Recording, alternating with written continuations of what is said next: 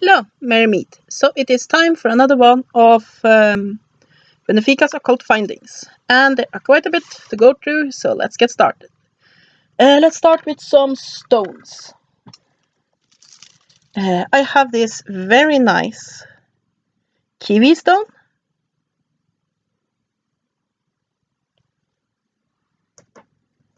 And I'm not sure if I have already shown these here. They are basically little pieces of rock crystal with heavy inclusions. You can see all three of them there. I will be using these for crystal grids. And do let me know if anybody wants a video about basically non-perfect quartz. Because there is this belief some seem to have that quartz needs to be perfect to be usable. And that's bullshit. There are different kinds of uses. Sometimes there are a perfect quartz is exactly what you want. There's also a lot of times when actually having a less than perfect quartz is better than one that is absolutely flawless. And then I have some stones that arrived in these little drawstring bags. So we have this bloodstone and this clear quartz. You can never have too many clear quartz because they can be used for just so many things. And here's another one in a little black bag this time.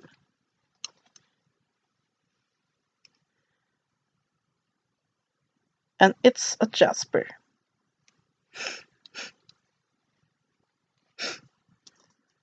And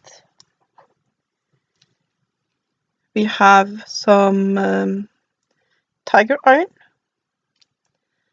and another piece of clear quartz, and I really like this one.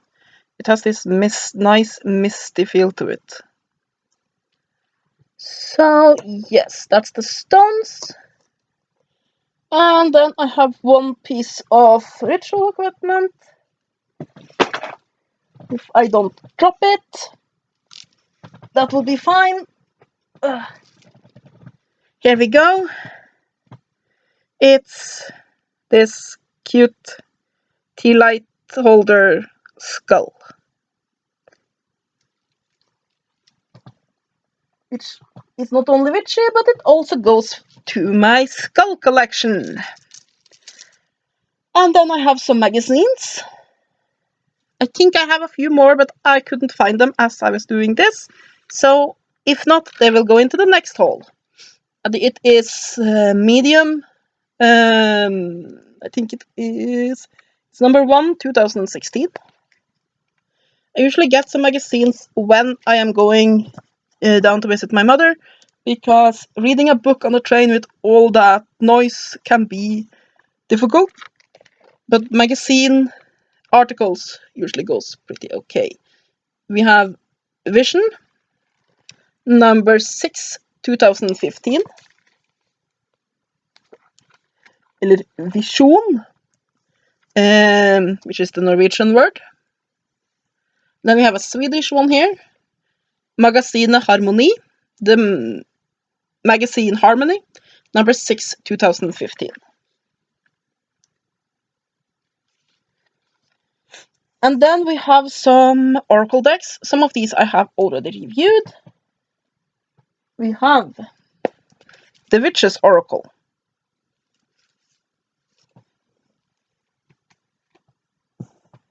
I have already shown this one, but I was sent another one by mistake. Easy Lenormand, and I might just take this with me to my mother's place, so I'll have a Lenormand deck there as well. Then I have the Greenwich Tarot.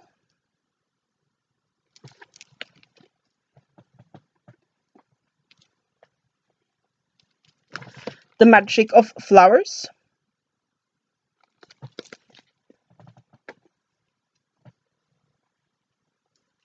And you see some of these I have gotten quite recently, so I haven't had the time to check them out yet.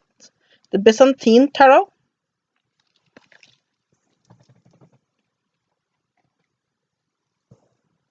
And the Cook's Tarot. And other than that, everything I have gotten is books. So, yes, let's get going with those. We have Healing Oils of the Bible by David Stewart.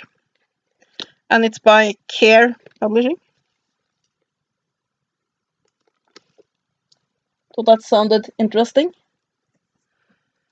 You have Modern Witchcraft Spellbook, Your Complete Guide to Crafting and Casting Spell by Sky Alexander. And it's by whatever publishing company that is. I really like spellbooks.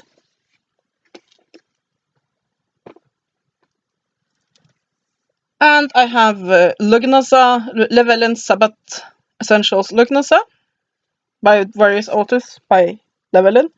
I have several of these, but I haven't I just put everything that I'm going to show a haul of in one place, and I haven't basically sorted the same types of books in the same place, basically. I have another one here, Llewellyn Sabbath Essentials Midsummer by the various authors and published by Llewellyn. I am nearing a complete collection of the Sabbath Essentials. Sound Healing for Beginners by Joshua Goldman and Alec V. Sims by Llewellyn. Their for beginners series is often quite good. Here's one I have been wanting so long, and it finally came down into a price range where I thought that I wanted to buy it, because it was, what was it, $80 or so when it came out, and for a book of this size, it was a bit expensive, but when it came down to $40, I bought it.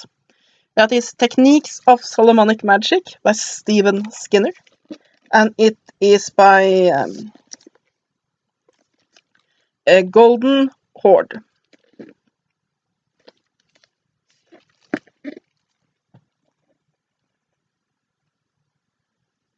And I have Tarot Cards for Beginners, The Ultimate Guide to Tarot Meanings and Readings by Pamela Mitchell. I think it is self-published.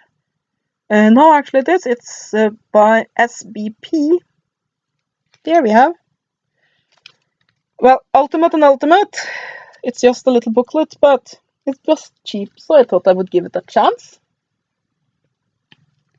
And I have Dark Moon Mysteries by Timothy Roderick, and it is by Llewellyn.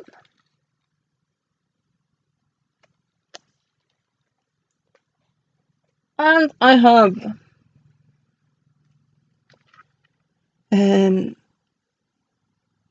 Gypsy Fortune Telling with Playing Cards. How to Read Ordinary Playing Cards Like an Expert by Carol Somerville. And this one I am pretty sure is self-published. I have been getting more and more into reading, basically doing divination with a regular playing card deck. So I wanted to explore some different systems about that.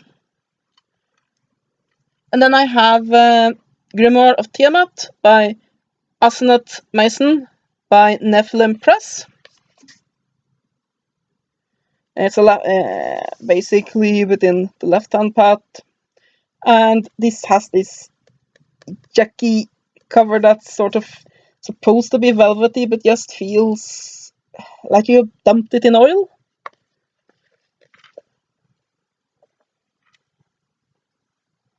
And then we have The Magic of Isis, a book of powerful incantations and prayers by Alana Fairchild. I have a couple of more of these. I am not too pleased with them. They were more expensive than they were worth, and I hate these fluffy covers. It's just basically, the book is fluffy. That's all it really is. And we have another one of these ones, Llewellyn's Sabbath Essentials Mabon, by various authors and published by Llewellyn.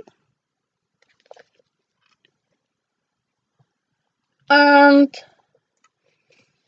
Llewellyn's 2016 Witches Spell a Day Almanac, by various authors and published by Llewellyn. I usually get these books here every year, and I really love it. It can be used all year round. It just has meditations and spells and everything you might want, and while some of them are day specific, most of them could be used for basically any day or occasion. It happened to make my earring here. Something very, very odd, it seems. That's the Asperger in me that just cannot leave it alone. There we go. And things like that hang oddly, I just have to, do something about it immediately. Then you have A Romantic Guide to Handfasting, Rituals and Recipes and Lore by Alana Franklin, and it is by Llewellyn. Yeah, I'm already married, but still, I like to read these kinds of books. I didn't get a pagan wedding ceremony because my husband is not pagan, so I have to read about others doing that instead. He's a great husband, though. And we have Llewellyn's 2016 Magical Almanac by various authors and published by Llewellyn. Another one of those I get each year.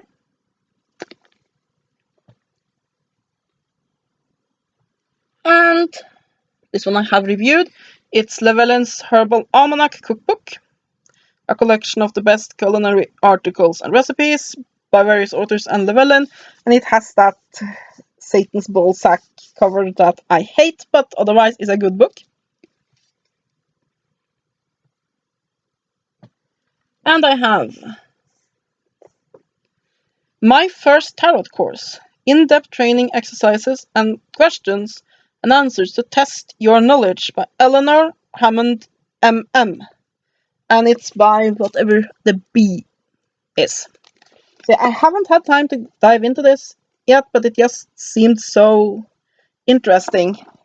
It's just full of exercises and things to do. So yeah, got that.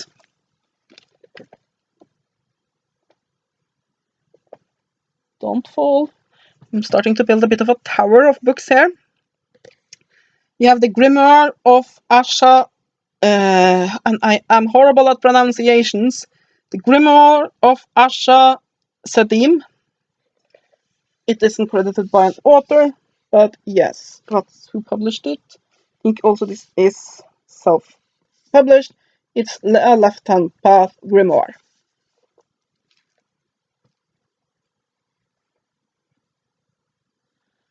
And I have Sarah Barlett's Spellcraft for a Magical Year. I really like this one. I am planning to review it eventually. It's basically, and it's by Fair Winds Press. Basically, all sorts of spells and things that you can do year-round. Usually, all of those things year-round thing is basically focusing on the neo-paganism and on Sabbath. This is more spells associated with seasons, which is quite interesting, and other festivals and such that are held year-round. So yeah, quite interested in that one. And then I got Dowsing and Manifesting by Henry Dowser. Is that really his name and he writes dowsing books? If so, that's sweet, sweet irony. And I'm not really sure who published this, but I think it actually self-published. So yeah, there actually aren't that many books about dowsing. That's just pretty strange. Because, I mean, the pendulum and dowsing and those disciplines are such a huge part of both neo-paganism, the occult, New Age, all of these different things that you should think there will be more books about it, but there isn't for some reason. So let me just put that on there, so it's out of the way.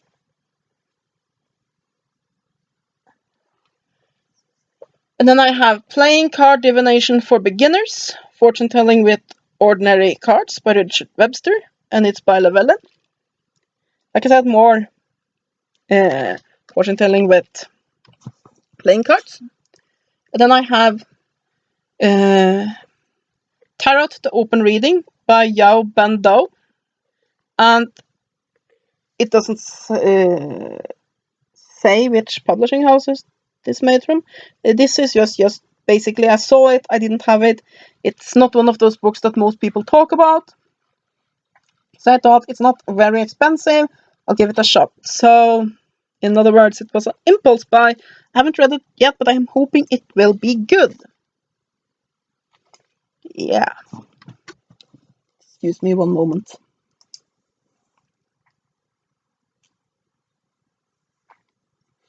My mouth was getting dry. And then I have Tarot Interactions by Deborah Lipp and by Llewellyn. This one is quite interesting because it talks about a topic that's usually too little discussed in a lot of tarot books, and that is interactions. Because a lot of you can get such deeper meanings from the cards if you also read their interactions. So yeah, I had to pick this one up. And then I have The Pendulum Bridge to Infinite Wing by Dale V. Olson. Also don't know exactly who publishes. I think it's self-published. It's a pretty damn good pendulum book. And then we have The Missing Moon by Noel Teal by Llewellyn. It's moon-based astrology. And here we have another one of those puffy, fluffy books. Spirit Signs by Jade Sky. Understanding Signs in Your Everyday Life. It's by Blue Angel. Is this fluffy? Fluff. Don't like. Do not like. And we have